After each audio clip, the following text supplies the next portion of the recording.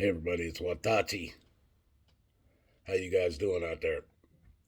Everything's looking good at my house. Both my wife and my daughter are both back to work now after about 11, 12 days. Uh, but everything's good as usual. But this video, people, I'm doing it.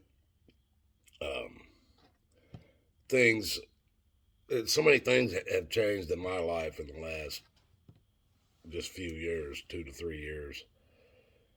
And if you follow my channel at all, and I know you do or don't, I don't know because I don't get comments. Now I know they're being put.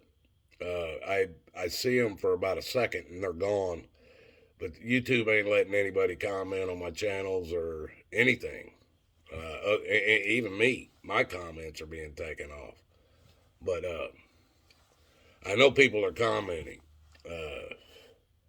because I see them for a real short time. They come up as a notification, but I can't find them afterwards. They're on none of my videos. But people, for many years of my life, I did nothing but focus on all the bad things that happened in my life. I didn't. I never really had time to think about the good things. I guess.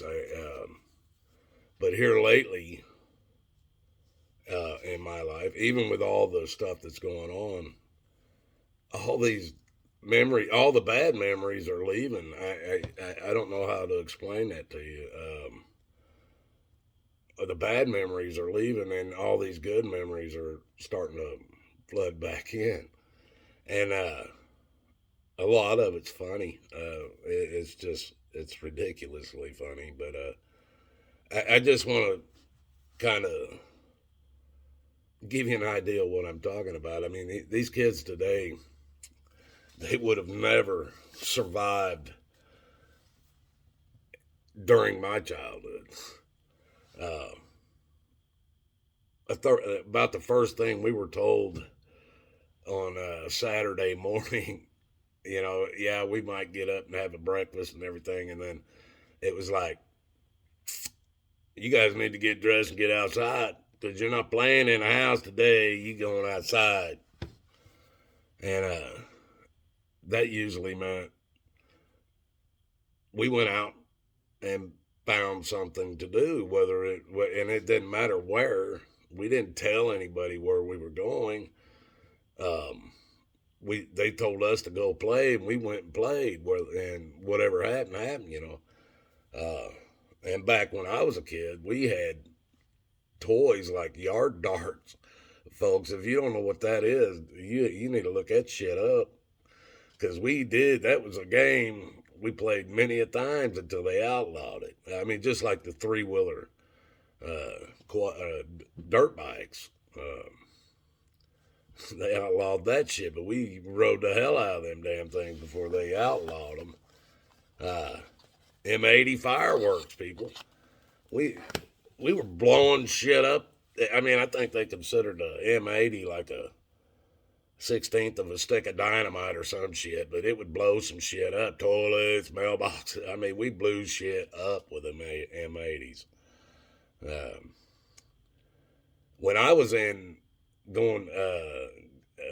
when you would go from where I grew up, people, we had these initiations that they would do when you would go from junior high to high school. That in between that year the last year of your junior high was 8th grade. And then when you started 9th grade, you'd be at the high school. And in that time, that summertime that you went from 8th grade to 9th grade, there were things called high school initiations that the high school kids would do to you to initiate you into becoming a high school kid the following school year. I don't think this shit's happening today. I don't hear nothing about it. But let me tell you about some of the shit they did to the kids that were being initiated. And the only reason I know it is because I was involved with it. Now, I'll finish that as we go here. But these two boys that lived next door to me, or there was one, there was a family of boys. There was about 4 or 5 of them, but one of them, or most of them, the youngest one was getting ready to go to high school, and he was about 4 years behind me. So he had brothers that were in my grade, or he had one brother that was in my grade, and a couple of them that was a couple of years above me. And so the one that was in my grade, he wanted to initiate his own brother. And the plan was his brother had a good friend of his, and they were going to initiate them together. They were both going to the high school the next year. And so I see what's going on. They're grabbing, let's just say Gary and Joe. That was the name of the two boys that they were initiating. Now these were, like I said,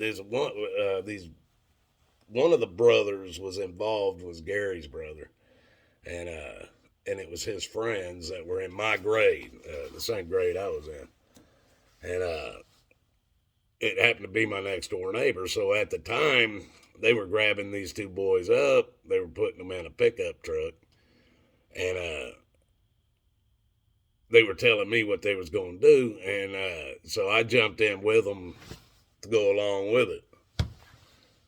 But see, I jumped in with a bunch of people that were not really my friends. They were my neighbors. And you got to remember, that's a whole nother ball game. But I could defend myself, so I wasn't worried about it. And so here we go, man. They take these two boys, one of the guy's brothers, younger brother, and his buddy. They put them in this pickup truck, and they take them about 5 miles out into the country, and they stop it alongside this creek. Now, I didn't know what the plan was. I just jumped in to go along. I jumped in the truck and go along, see what happened, And so I jumped in the back with them, with the guys that were being kidnapped, basically. And these guys, they carried them out in the country, and they basically stripped them down to their underwear, took their socks, everything away from them, shoes, and then they threw them into this damn creek, about 5 miles out into the country, out in the middle of nowhere. Now, these two boys, all they had on was their underwear.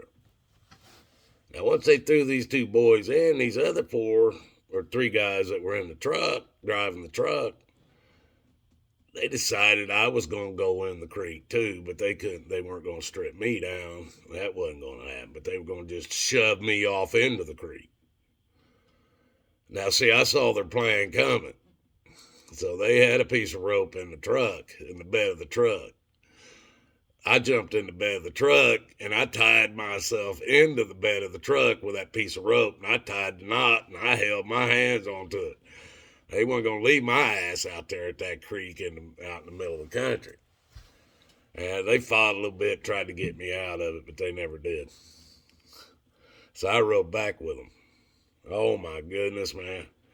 These two boys ended up showing up to the house. I don't know, it was like 6 hours later.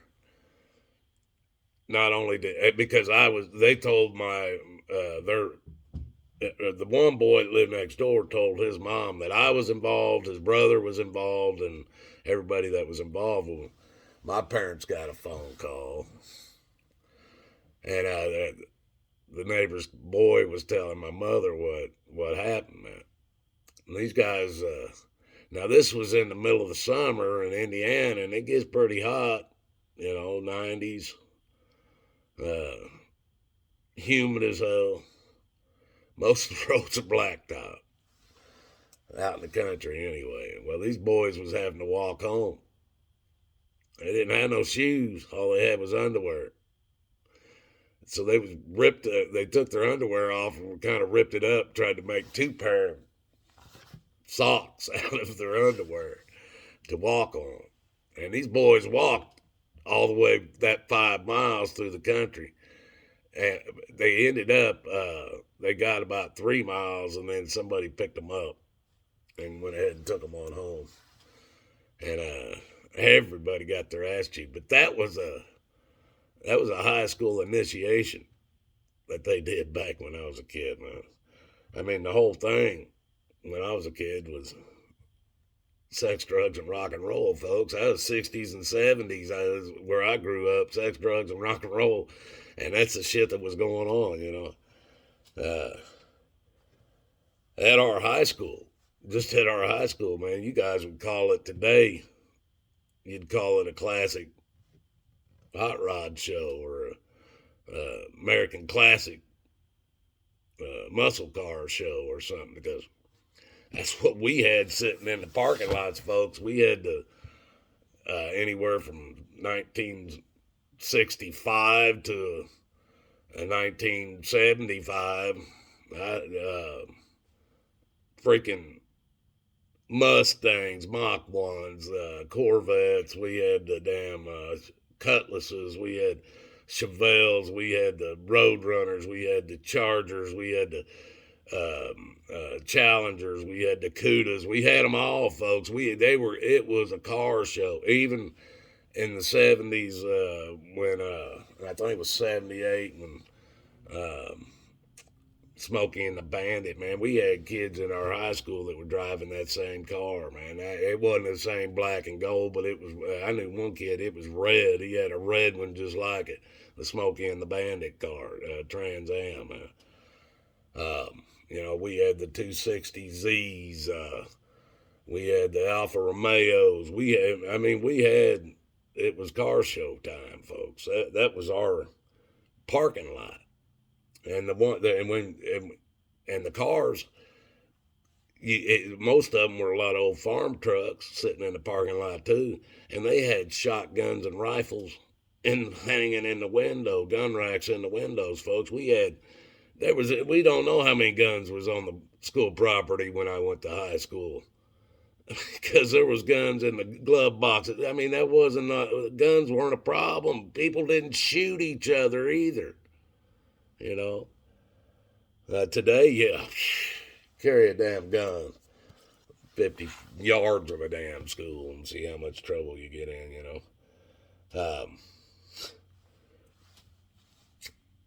As a kid, people, sorry about that. As a kid, we traveled for years. We we had a pull-along camper that you'd pull behind your car. And we had motorhomes after that, but we had the cars that would pull these campers. We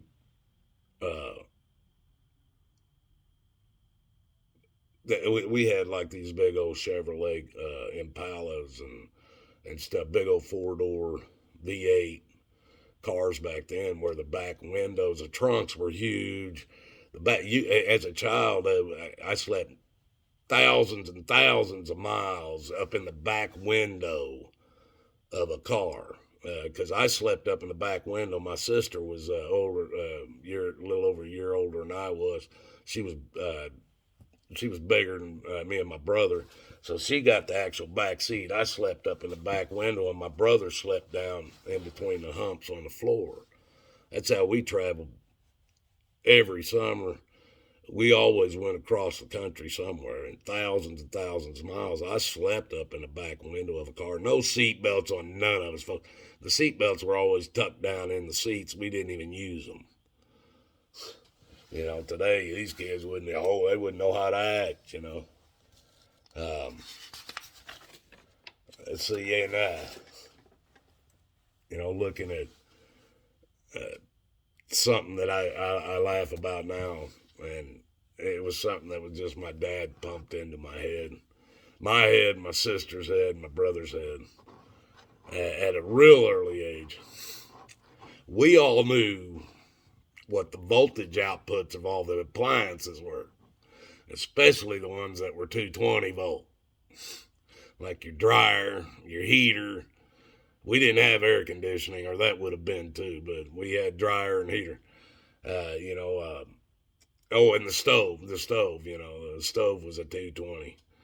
And my dad, hell, if he saw the refrigerator light come on in the kitchen, he'd be, shut that refrigerator. He'd scream at us. We weren't allowed in there. That light was burning electricity when that door came open. But we knew at an early age, like 5, that the damn dryer was a 220. That's making that damn meter spin like crazy, and the stove was a 220 and shit. And you didn't leave them 220s running. It's funny, man, to know that at that time. But these kids today wouldn't even know, what do you mean 110 or 220? What's the difference, They wouldn't even know. One of the funniest things, though, I remember thinking back, is growing up in Greenwood, Indiana, that tornado area. Ain't Tornado Alley by no means, but they got a lot of tornadoes in Indiana. And growing up in Indianapolis, my parents thought the safest place for you, and they done this to us for years as we was kids. And me and my brother and my sister could all three. They'd flip the couch over on top of us, and we would have the couch laying on top of us, and we don't know what mom and dad was doing because they flipped the couch over on us. That was going to protect us from a tornado. The couch, folks.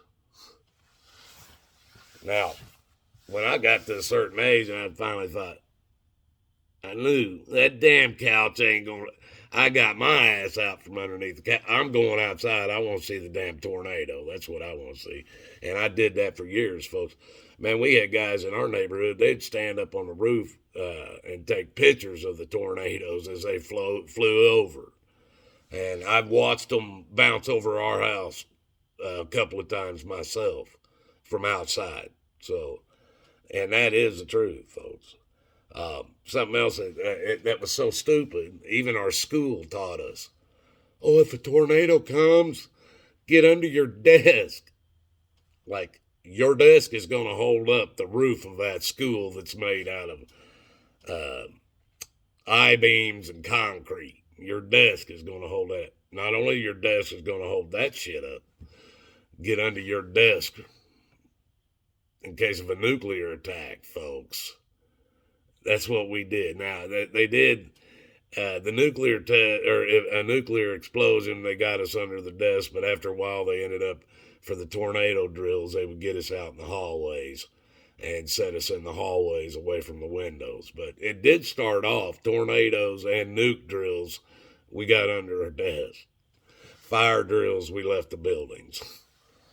But, folks, that's just a little bit of memories that I'm having coming back.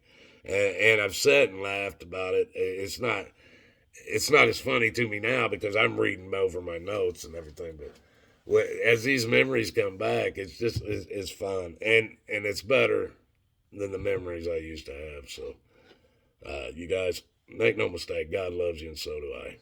And I hope you guys have these good memories coming back for you too, because there's a lot of bad stuff happening right now, folks. Don't sweat it. If you're a follower of the way and you know Jesus Christ and you have a relationship with him, he's going to win. We're all going to win in the end. So don't sweat this shit. Let these clowns do their horse and pony show. Just step back and say no. That's all you need to do, folks. Just don't sweat it. It ain't worth it. Don't waste your life dealing with it. Just keep.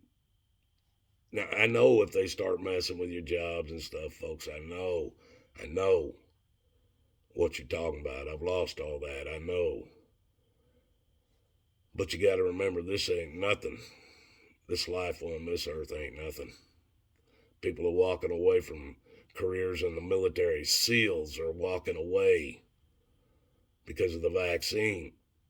And they're going to take court martials and dishonorable discharges in order to do it. These guys are being, there's some serious people that are stepping down from their jobs, folks, careers that they've spent all their lives doing too because of this stuff. Even California cops veteran cops, veteran military vets that are veteran cops that are stepping down. They're not going to play this game, man. And that's good. That's good.